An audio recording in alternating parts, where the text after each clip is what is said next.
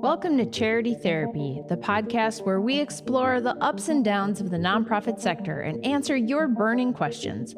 I'm your host, Jess Birkin, owner of Birkin Law Office, and I'm excited you're here. Imagine hanging out with me and my super smart, funny nonprofit expert pals. You get to ask them anything about your nitty-gritty nonprofit life and get their wisdom for free.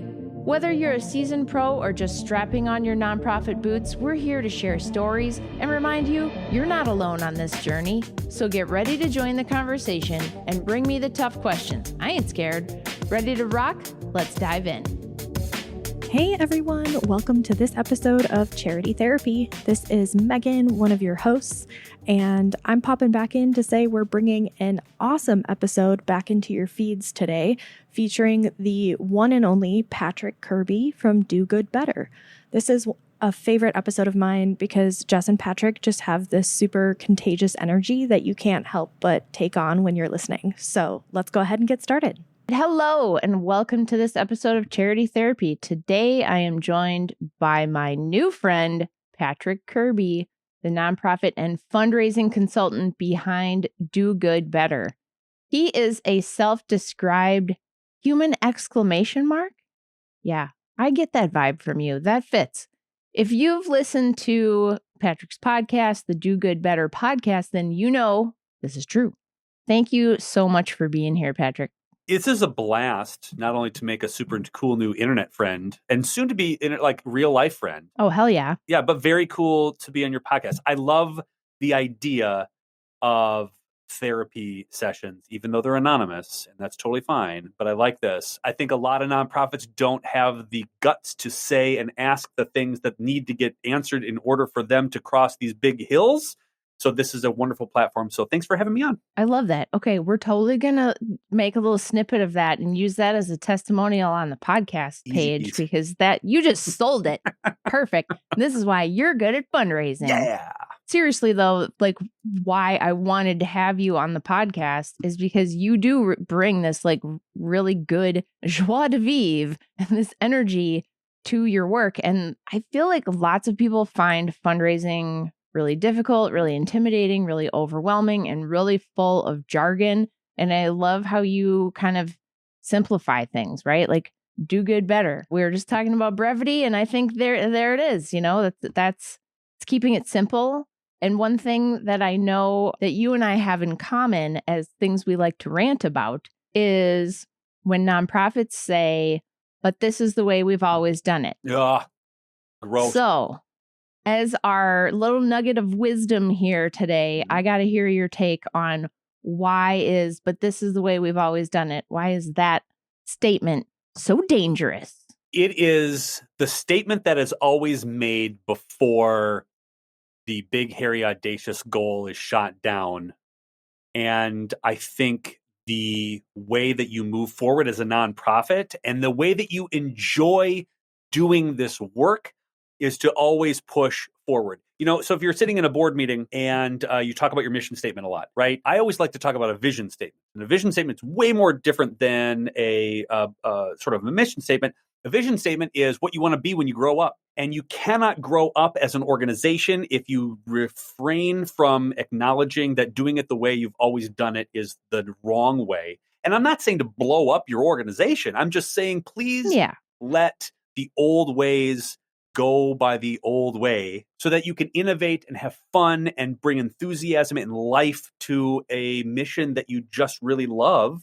And those that just don't want to do the extra work and heavy lifting and the exciting stuff that happens when you do, it's the absolute worst. Yeah, we were talking before we started recording about the parallels between legal and nonprofit, and fear of taking risks is one of those things. Yep. I love it. Leave it by ye old wayside. Leave it at the road stop. Leave it at the picnic bench and pick up someone else's sandwich. And just run with it. And just run. All right. Well, that was great. And I couldn't agree more. Are you ready to answer some questions? Let's do it. I'm very excited.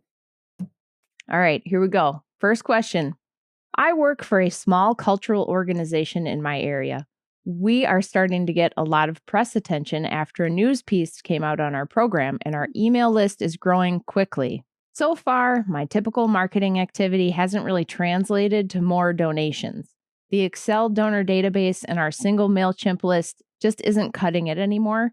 I want to build more sophisticated systems to store donor information, build segments, and craft messaging to them, but I don't know where to start. Help. Oh, that's a great. Well, first of all, congratulations. Number one, I think Right? you need to pat yourself on the back a little bit for like, whoa, we got a good mailing list. Number two, I would concentrate on the content and your impact as far as stories and the things you're sending out, rather than being overly concerned about the amount of donations you get in yet.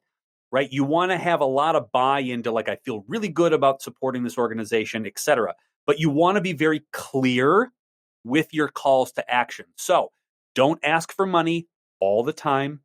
Give them something to be entertained with, give them something to be educated by, and then make an ask. Give them an opportunity to give at any point in time, but be very purposeful with the amount of times that you make a specific ask for, and then really concentrate on building a relationship with the new people who have in your system. So your calls to action might be, hey, download this free ways to be racially sensitive or embrace your BIPOC friends at the workplace checklist, and get them to sign up and click on that, and right, to get them used to clicking on things, provide them some educational materials, and then go, hey, we're going to be fundraising for a specific program and a service that's going to help. I know you want in. We're looking for gifts and supporters. Click here. That's how I would do it. And then your sophistication question goes along with get a CRM system that's specific for nonprofits. You can go from anywhere from very inexpensive, like Little Green Light or Donor Doc or really good resources, up to the more mid-tier ones like Neon One. And then really if you have the audacity to have something like Blackbaud and you just really don't want to sleep at night and you want to have that as a thing, it's the worst, but you can have it, I guess. But get yourself a CRM system, and it's going to automate a lot of stuff for you, and you don't have to worry about it. You can actually segment kindly. There's a lot of entry-level versions of it, and if you need any advice, let us know, and we'll lead you to one. One thing I would just caution this listener, I think there can be a tendency to sort of feel like a shiny new toy is the solution to all my problems. Yeah. And so I would just be urging you to realize that no CRM is going to be a magical fundraising magic wand that fixes all of the hard things. It's not going to like write the content for you and make it click worthy. Nope. All of those things are just, there's no way around putting in the work. So I just also want to put in a plug for like software isn't always the solution. I mean, it sounds like they do need something. Yeah. You got to get out of the Excel sheet. With the free MailChimp account, I'm there with my kids' robotics team. But yeah, eventually you got to get out of there. But just remember what Patrick is saying involves you actually like growing and doing the work and falling on your face and making a mistake a few times and seeing what works and A/B testing. And there's no amount of CRM software that's going to avoid that. No. So hang in there. And then again, you have those really good stories, and make sure you tell that story as often as possible. And again, embrace the growth and have fun with it, and ask people who are on your list what they would like to see, what they're into, right? So ask for their perspective and really engage them in different ways. And again, email is one way, but a text message and a phone call, an event and an online, like there's a lot of different ways. Don't get reliant on one avenue. That's not the way to go either. So, and again, this is a long game. Don't think that this is like, again, this is not a silver bullet for anything, but know that your relationship development in storytelling has a long-term effect. Keep them hanging on. Yeah, right on. Love that. So speaking of asking people what they want, our second question kind of ties into that. So I feel like you're a plant in the audience or something, like you just did that for me to help us transition. Listen, obviously, you're just that good. We're tracking so well together that this is what happens. We're like 2 exclamation points in a pod right now. Good vibes. All right, here we go. Let's deal with this second listener's question.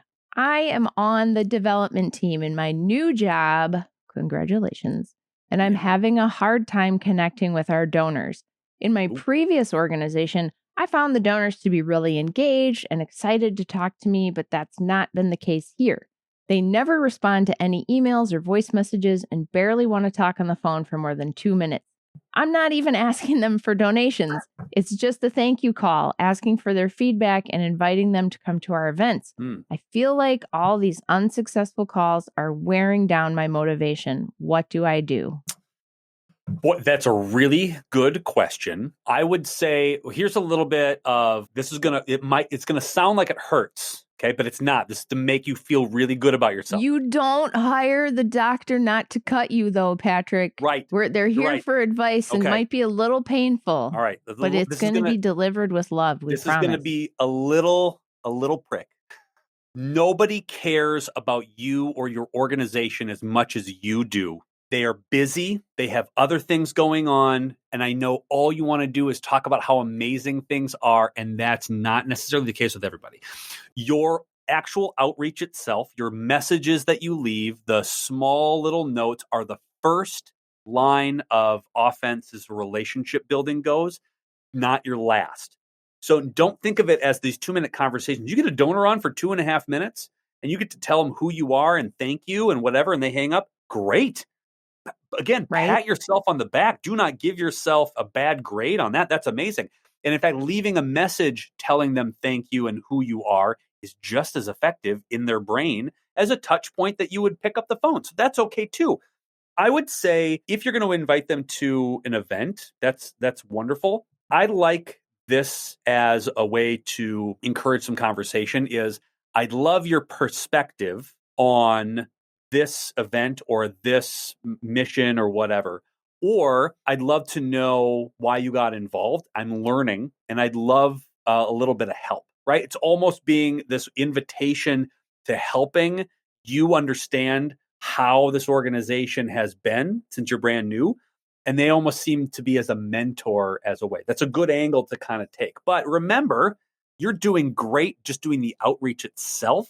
And that's the first of many touch points that you can have. And again, I think we even talked about this. Jesse even mentioned this in the last answer, which is like, these are A/B tests. Some people might not like to be on the phone. Some people might not like email. Some people like text messages. You can actually ask them, hey, how would you like to be communicated with? And all of a sudden, you know about those donors better than they've ever been known before by any of your predecessors. And you become the rock star that they've always wanted to chat with in the way they like to be chatted with. Yeah, it almost, not being in the fundraising world myself, it almost sounds like this new job needs you more than the old job did, right? Like the old job had like really cool established relationships for you to like get a bunch of juicy like ego boost from. And here you're doing all the work and you've got to make it about them and really be investing in that relationship with them. And that, that is hard, especially if that's not what you were expecting at the new job. But that is where you are. And I mean, what it sounds like listening to you talk about it, Patrick, is they have so much room to build on and to like make cool things possible if they just have a little bit of patience with it. So, keep your eye on the prize of the board, giving you the gold star later. Listen, as Hopefully. a high eye on the disc score, I need constant validation. I'm doing okay anyway. So I understand that you need this. A really good list to start with, if you ever get in a rut, are the individuals who have donated to your organization the longest or the ones who always pick up, right? So develop a list of people who always pick up. You call them to pick you up as you go through some of these calls, just to get reminded that you're doing okay, that you're a rock star. They love you. They love the mission. You get to talk to them about it a little bit. It'll motivate you. It'll energize you enough to go through those cold call lists or those not so warm lists. You'll get through it. Yeah, I love that you brought up being a high I, because first of all, I am also a very high I, and what's 2 exclamation points turned upside down is 2 eyes. There you go. That's us. Ha! We did it. But that is definitely embedded in this question, is that they're not, like, their bucket is getting emptied. But remember that, like Patrick said, you don't know you could be totally filling up their buckets. Yeah. They could have listened to that voicemail and been like, oh, that's so nice. Mhm. You just didn't get the feedback loop that you were looking for. So just pretend that everyone loves your voice messages. Right. As a high I that requires a lot of like, I got to win people over. I get that. Yeah. Absolutely. No. They're burdened. All right. Anything else on this? No, that's a really good. And again, that happens all the time, especially when you're new. That validation is really important. But to know that it's just it takes a little bit of time, and you're chipping away, and you're learning more about your donors than anyone else has, and you're going to put that documented information into whatever you've got, so that you can always refer to it. So you're good. You're good. Breathe. You're okay. It's all about that CRM. Mm-hmm. Get that info in there. All right. So here's our third question. Hey there, it's Megan popping in from the future again. Just with a little context in this last part of the episode, this next question is about Amazon Smile, which was a program where Amazon donated a teeny tiny percentage of a customer's purchase to a nonprofit that they chose. And the program was shut down in early 2023. If you weren't around for this, like, you didn't miss much. But the advice that Patrick gives for this question isn't really about Amazon Smile. It's more about considering what you want to do when you have your donor's attention. And trust me, that part is timeless. So let's go back in time and get back to the question. Oh, this is a good one. All right. Amazon Smile is ending in early 2023, and I'm so bummed. We never got to a point where we made a significant amount from it, but it was a call to action on pretty much all of our donor communications. Now we are looking down the barrel of this loss, and my organization is wondering, what do we do now? There's just nothing else out there like it. Okay, this question cracks me up. Okay, first of all, good. I'm glad it's gone. I know. What a dumb... This organization, hold on, let me rant for a second. Company, here we go. This company who makes, I don't want to even guess what, $400 billion in gazillions. Profit, okay, are going to give you 0.00002% on someone buying toilet paper, and you get a check for 13 cents, and you're supposed to be grateful for the opportunity that someone can give you? No. Good riddance. Off of your things. Now, first of all of a sudden now you get to, instead of giving somebody else the kudos that they get to go buy some stuff, your call to action becomes give directly to us in the programs. You don't need anybody. Yeah. You don't need some guy on a yacht to go send. You don't need that Bezos money. You don't need that 2 pennies. Money. That 2 pennies that just drove purchases, which didn't work on mobile and required you to open up a special tab in your browser in order to do it, and created so much friction. Oh my gosh, I'm going to start ranting now. Good. It's just this was one of the most ill-conceived, because again, what you just said is we don't really get any money from it, but it was something that we did. Thank you. Like, can we talk about the elephant in the room here? You just said you don't get anything from it. Get that money. It's not a loss. Yeah. What is lost is all the time and effort you put into putting it on every single donor communication. And now you have to redo all that work. And I am sorry. I have been there. I understand that. It's a pain in the butt. But you didn't lose anything. No. In fact, you gained... other than your time. Yes. In fact, now you gain an opportunity to actually direct everybody who is on your list to what you do.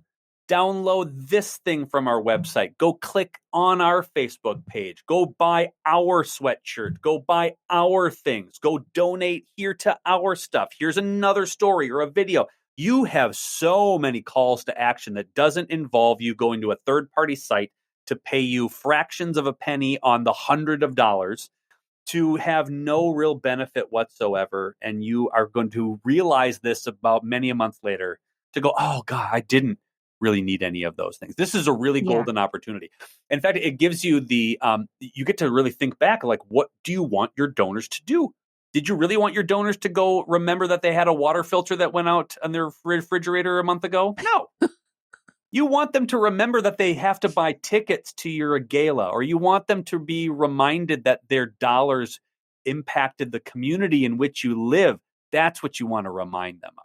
And I think this is a Yeah. really good opportunity to nod and go, you know what? Yeah, Jess and Patrick were right. This is stupid and silly, and we're going to go and kick a lot of butt by actually getting your call to action to be about you and those that you serve and the community in which you're making better. Seriously, I would really encourage, if you're out there and you're listening to this, Yep. I want you to start keeping track of the dollars that you raise. You're going to pick something else, right? You're going to be like, we're going to sell this branded cap, or we're going to do, you know, the cute dog leashes with our rescue logo, whatever it is. You're going to do something to replace this. Mm-hmm. And you need to keep track of those dollars. And then I want you to write back to the podcast in 6 months or 9 months or a year or whatever it is.